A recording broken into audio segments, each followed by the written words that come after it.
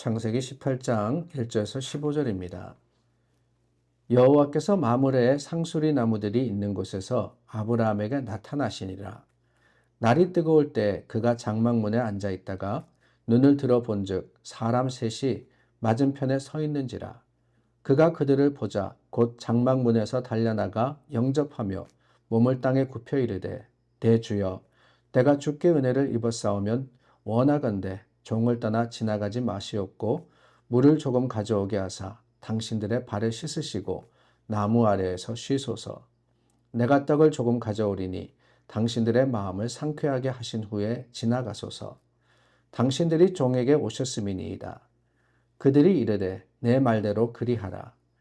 아브라함이 급히 장막으로 가서 사라에게 이르되 속히 고운 가루 세 스아를 가져다가 반죽하여 떡을 만들라 하고 아브라함이 또 가축대 있는 곳으로 달려가서 기름지고 좋은 송아지를 잡아 하인에게 주니 그가 급히 요리한지라. 아브라함이 엉긴 젖과 우유와 하인이 요리한 송아지를 가져다가 그들 앞에 차려놓고 나무 아래에 모셔섬에 그들이 먹으니라. 그들이 아브라함에게 이르되 내 아내 사라가 어디 있느냐? 대답하되 장막에 있나이다. 그가 이르시되 내년 이맘때 내가 반드시 내게로 돌아오리니 내 아내 사라에게 아들이 있으리라 하시니 사라가 그 뒤 장막문에서 들었더라. 아브라함과 사라는 나이가 많아 늙었고 사라에게는 여성의 생리가 끊어졌는지라. 사라가 속으로 웃고 이르되 내가 노쇠하였고 내 주인도 늙었으니 내게 무슨 즐거움이 있으리요. 여호와께서 아브라함에게 이르시되 사라가 왜 웃으며 이르기를 내가 늙었거늘 어떻게 아들을 낳으리요 하느냐. 여호와께 능하지 못한 일이 있겠느냐. 기한이 이를 때 내가 내게로 돌아오리니 사라에게 아들이 있으리라. 사라가 두려워서 부인하여 이르되 내가 웃지 아니하였나이다. 이르시되 아니라 내가 웃었느니라. 어제 말씀에 이어서 오늘 말씀도 웃음에 대한 이야기입니다. 마지막 절 15절이 웃음으로서 끝이 나죠. 아브라함과 여호와 사이의 이야기를 듣고 사라가 그만 웃고 말았습니다. 왜 웃었느냐? 궁극적으로는 자신의 연약함을 알기 때문이었습니다. 이미 태가 다쳤죠. 폐경이 되었다라고 했습니다. 히브리서 11장 12절에 보니까 이 사레가 죽은 자와 같았다라고 했습니다. 생리적인 차원에서는 더 이상 생명을 낳을 수 없는, 자식을 가질 수 없는 그런 상황이 되었다라고 하는 겁니다.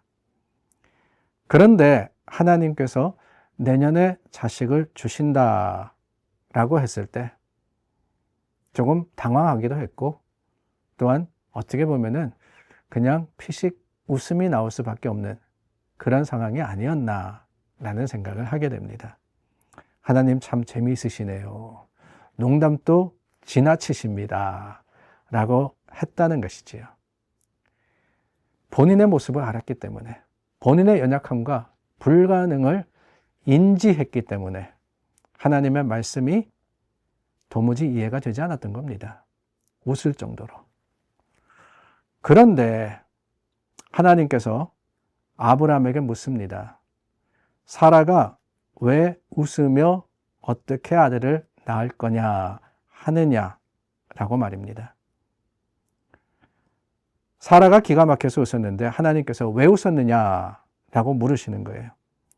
근데 15절 말씀해 보니까 사라가 부정하면서 내가 웃지 않았습니다 라고 하죠. 근데 그 다음에 하나님이 뭐라 그러시느냐? 아니다. 네가 웃었다라고 합니다. 왜 웃느냐? 웃지 않았습니다. 아니다. 네가 웃었다. 어떻게 보면은 아슬아슬한 그런 상황이라고 생각이 됩니다. 하나님 앞에서 웃었는데 하나님이 왜 웃었느냐 그랬을 때 웃지 않았습니다. 어휴, 위험합니다. 그 웃지 않았습니다라고 할 때 하나님 아니다. 네가 웃었다. 여러분 학교에서 수업 시간에 만일 이런 상황이 발발하게 되면은 참 불안해요. 선생님이 화내서 너 나와. 내가 네가 분명히 웃은 거 봤는데 네가 분명히 이렇게 하는 거 내가 확인했는데 거짓말해? 라고 하면서 혼나지 않겠습니까?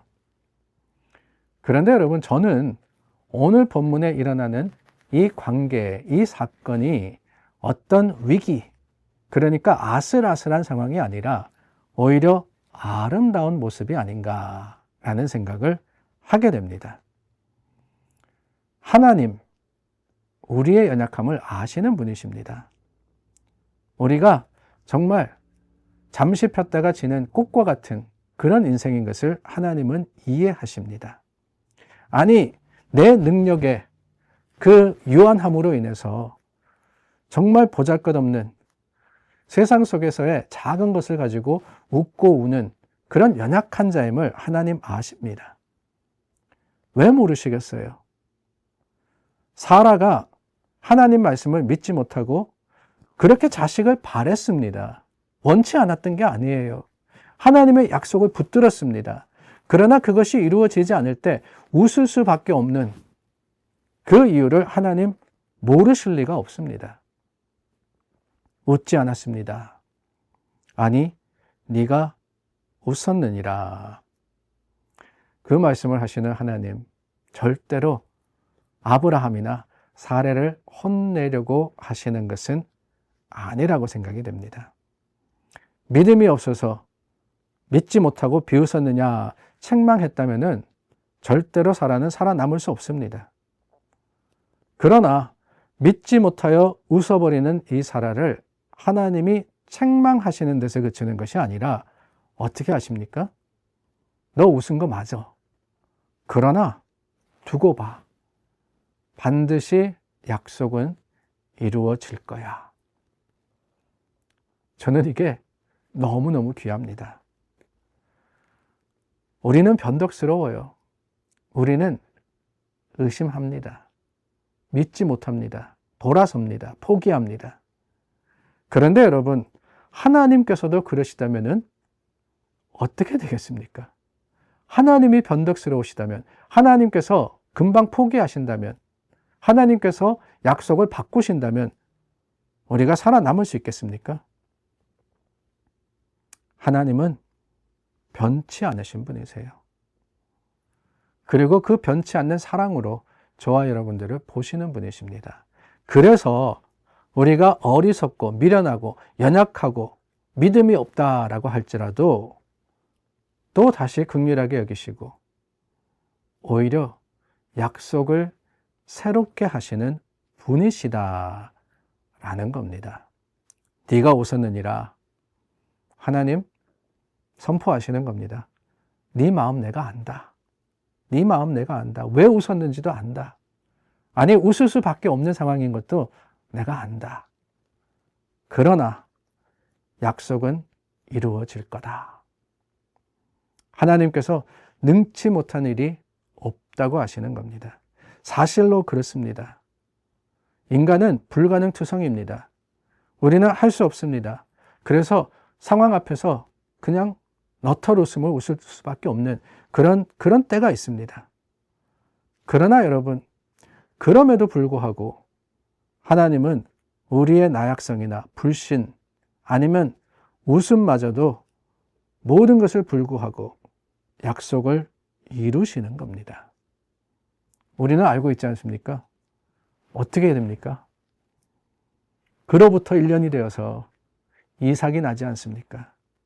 하나님의 약속대로입니다. 하나님의 약속대로 이삭. 21장 6절에 보니까 사라가 하나님께서 나로 웃게 하시니 듣는 자가 다 나와 함께 웃으리라 라고 합니다. 그러면서 아들을 이삭이라고 이름 짓는데 이삭의 뜻이 그렇습니다. 웃음이라는 뜻입니다. 이 웃음은 비웃음이 아닙니다. 이 웃음은 진실한 웃음입니다. 하나님께서 쓴 웃음을 기쁨의 웃음으로서 거짓된 웃음을 성실한 웃음으로서 바꾸어 주셨다라고 하는 거예요. 의심의 마음으로서 웃었다라고 할지라도 하나님께서는 그 의심이 확신이 되게 하셨고 그럼으로써 하나님만을 의지하게 하시는 겁니다. 여러분, 하나님 말씀 때로는 황당할 때가 있잖아요. 어떻게 이게 가능할까? 세상 사람들 다 안 된다고 하는데, 불치라고 하는데, 어떻게 하나님께서는 나에게 나으리라는 약속을 주는가? 웃길 때가 있습니다. 그러나 여러분 기억하십시오. 하나님은 그 웃음을 넘으시는 분이십니다. 아니, 우리의 웃음을 확신의 웃음으로써 바꾸시는 분이십니다. 그때 하나님의 약속이 이루어지는 때 우리가 기쁨으로써 감사로써 웃을 것을 알기 때문에 오늘 다시 한번 믿음으로써 주님을 바라고 주님을 기대하는 저와 여러분들이 될 수 있기를 간절히 소망합니다. 기도하겠습니다. 참 좋으신 하나님 감사합니다. 하나님의 말씀과 그 약속을 다시 한번 붙들며 기쁨으로써 웃기를 기대합니다.